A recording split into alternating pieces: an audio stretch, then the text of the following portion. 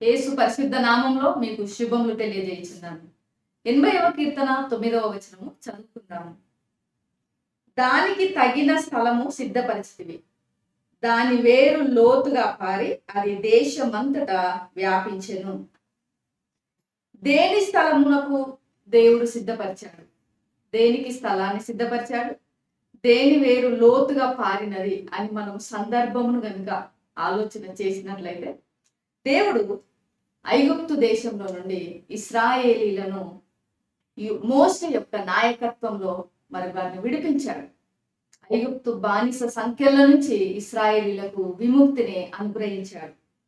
వారు మరి ద్రాక్షవల్లిగా, ఇశ్రాయేలు జనాంగము ద్రాక్షవల్లిగా ఉన్నారు. వారిని వాగ్దాన దేశమైన కానాను దేశంలో దేవుడు తీసుకొని వచ్చాడు. మరి అక్కడ వారికి దేవుడు స్థలాన్ని సిద్ధపరిచారు.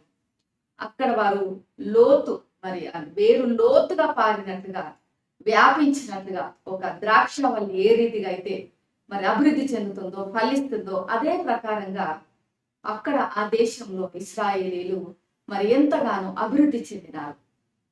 అక్కడ ఉన్నటువంటి అన్య జాతులు, దాదాపు 7 జాతుల వారిని దేవుడు వెళ్ళగొట్టి ఇశ్రాయేలీలను అక్కడ స్థిరపరిచాడు.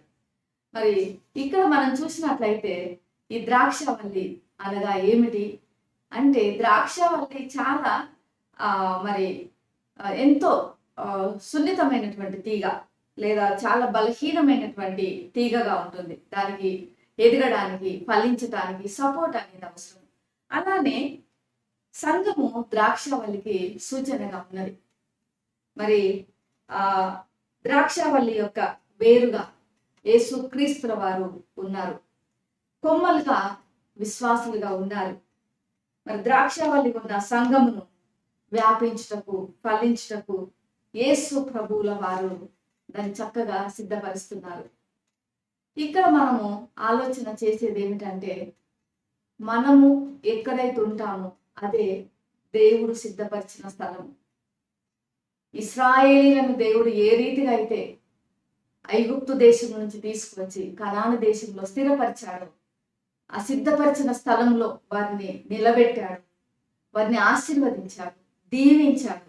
వారు ఆ రీతిగా ఎలా వ్యాపించారు, ఏ రీతిగా అభివృద్ధి చెందారో మనలను కూడా దేవుడు అలానే ఆశీర్వదించాలని కోరుకుంటున్నాడు. మనము కూడా ఎక్కడైతే నివాసం చేస్తున్నామో ప్రస్తుతం అదే దేవుడు సిద్ధపరిచినటువంటి స్థలము. మరి మనల్ని కూడా దేవుడు లోతుగా వేరుపారి వ్యాపించాలని దేవుడు కోరుకుంటున్నాడు. అనగా మన ఆత్మీయ జీవితంలో మనం ఎంతగానో లోతుగా మరి ఎదగాలని, ఆత్మీయ జీవితంలో మనం అభివృద్ధి చెందాలని దేవుడు కోరుకుంటున్నాడు. ఇంకా అంత మాత్రమే కాకుండా వ్యాపించాలని, ఏ రీతిగా ఆ తీగ అలా మరి బ్రాంచెస్తో మరి ఆ కొమ్మలుగా వ్యాపిస్తుంది, మనము కూడా దేవుని యొక్క ప్రేమను బట్టి మరి అనేకులకు క్రీస్తు ప్రేమను ప్రచురపరుస్తూ, క్రీస్తు ప్రేమను చూపిస్తూ వారిని మనము క్రీస్తు ప్రేమతో చేరుకోవాలని దేవుడు కోరుకుంటున్నాడు.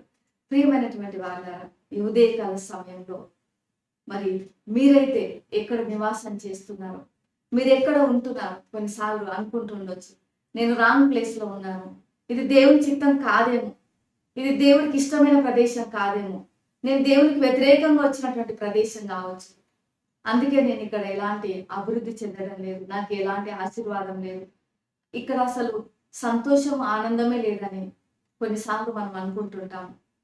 కానీ తీగ, ఒక మొక్క ఎదగడానికి కూడా అనేకమైనటువంటి ఛాలెంజెస్ ఉంటాయి. కానీ ఆ మొక్క ఖచ్చితంగా దేవుడు సహాయం చేస్తాడు ఎదిగి ఫలించడానికి. అలానే మీ జీవితంలో కూడా మీరు ఎక్కడైతే ఉన్నారో దేవుడు అది సిద్ధపరిచిన స్థలం.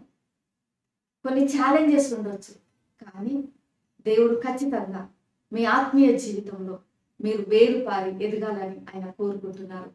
ఎలా లోతుగా వేరు పారవచ్చు అనగా, దేవుడి వాక్యమును అనుక్షణము, అనుదినం మనం క్రమంగా పఠించుట ద్వారా, ధ్యానించుట ద్వారా, ఆయనతో మనం సమయమును గడుపుట ద్వారా, ఆయన యొక్క స్వరమును మనం వినుట ద్వారా, మనలో నివాసం చేస్తున్న పరిశుద్ధాత్మ దేవునికి మనం ఎప్పుడు కూడా సున్నిత మనస్కులుగా ఉండుట ద్వారా మనం ఆయనలో లోతు పారి జీవించగలం.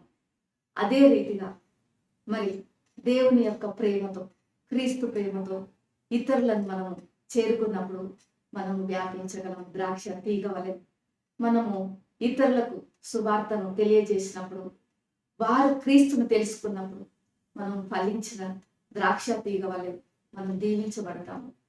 దేవుడు మనల్ని దీవిస్తున్నాడు అంటే ఇతరులను దీవించటానికి, మనం ఆశీర్వదించబడుతున్నాము అంటే మన ద్వారా దేవుడు ఇతరులు ఆశీర్వదించబడాలని కోరుకుంటున్నాడు. మనం ఫలిస్తున్నాము అంటే మన ద్వారా ఇతరులు కూడా ఫలించాలి అని దేవుడు కోరుకుంటున్నాడు. అనగా మనం దేవుని చేతిలోని సాధనం వలె ఉన్నాము. కాబట్టి ప్రియమైనటువంటి వారలారా, మీరు ఏ స్థలంలో ఉన్నారో అదే దేవుడు సిద్ధపరిచిన స్థలం. మరి అక్కడే దేవునికి నమ్మకంగా మనం జీవించుదాము, అక్కడే దేవుని మహిమపరచుదాము, అక్కడే దేవుని యొక్క ఆశీర్వాదాలు పొందుకుందాము. మనం పొందుకున్న ఆశీర్వాదాలు ఇతరులు పొందుకునే రీతిగా వారికి ఆశీర్వాదకరంగా ఉందాము. ప్రేమ నమ్మకం కలిగిన పరలోకపు తండ్రి, పరిశుద్ధుడానికి వందనాలు చెల్లిస్తున్నాను. ఈ ఉదయకాల సమయంలో ప్రభా, మేము కూడా నా తండ్రి ఏ ప్రదేశంలో అయితే నివాసం చేస్తున్నామో అక్కడ నాయన మేము ఫలించుటకు, వికసించుటకు మీ కృపను చూపండి. అలానే ఆత్మీయ జీవితంలో మేము ఎదుగుటకు, ఫలించుటకు, మేము ఫలించటం ద్వారా అనేకులు నాయన ఆశీర్వదించబడటకు సహాయం చేయమని యేసు నామములో ప్రార్థిస్తున్నాను తండ్రి. ఆమేన్. దేవుడు మిమ్మల్ని దీవించుగాక.